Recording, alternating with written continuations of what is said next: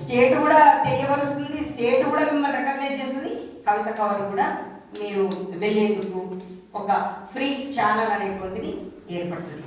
So ఇవన్నీ కూడా నేను చెప్పడానికి నాకు ఉండేటువంటి అనుభవం, కవితక్కతోటి ట్రావెల్ చేసేది. ఇంకోటి కూడా చెప్తా, ఇప్పుడు కవితక్క మనందరూ కూడా చాలా టైం ఇస్తున్నాడు. ఇంతకుముందు తనకు ఉండేటువంటి షెడ్యూల్లో ఢిల్లీ, హైదరాబాద్, నిజామాబాద్ ఇట్లా షటిల్ చేస్తూ కూడా మా అందరిని కలిసినటువంటిది కూడా లేదు. కానీ మీరందరూ వస్తున్న వేళ విశేషం మేము కూడా చాలాసార్లు కవితక్కని గమనిస్తున్నాము. ఇప్పుడు అట్లనే మీకు కూడా ఏర్పడుతుంది. కానీ ఉత్తగానే అన్న చెప్పినట్టు ఉత్తనే వెళ్ళి ఫోటో దిగడానికి, ఉత్తనే వెళ్ళి కలవడానికో అని కాకుండా ఒక పర్పస్ కోసం, ఒక సమస్య పరిష్కార దిశగా, అట్ ద సేమ్ టైం మనము ఎట్లా లీడ్ చేస్తున్నామో, మనం ఎట్లా మానిటర్ చేస్తున్నాము, ఎంతమంది మనం ఇన్ఫ్లుయెన్స్ చేయగలుగుతున్నాము అనేటువంటి కాన్సెప్ట్తో కవితతో అటాచ్ అయితే కంపల్సరీగా మనం కూడా షేర్ అవుతాము.